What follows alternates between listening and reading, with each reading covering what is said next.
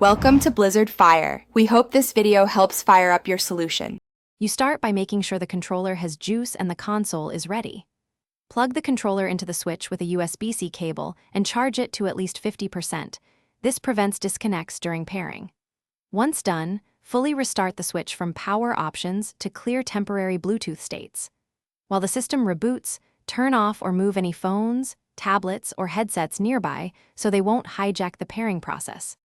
With the switch rebooted, keep the controller plugged in and open controller's right arrow, change grip/order. Press and hold the controller's sync button until LEDs flash. This forces the console to detect it as a wired device first. Once the switch shows the controller, choose pair via the on-screen prompt, then unplug the cable only after the console confirms connection. If the system suggests a controller firmware update, once paired, test every button and stick in the controller calibration menu to verify inputs.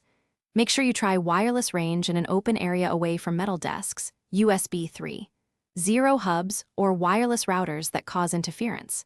If the controller still won't connect, reset it by holding the sync button for about 15 seconds, then repeat the pairing sequence while wired. If nothing works, perform a controller factory reset only as a last resort. Then repair. This clears stubborn pairing records that block connection.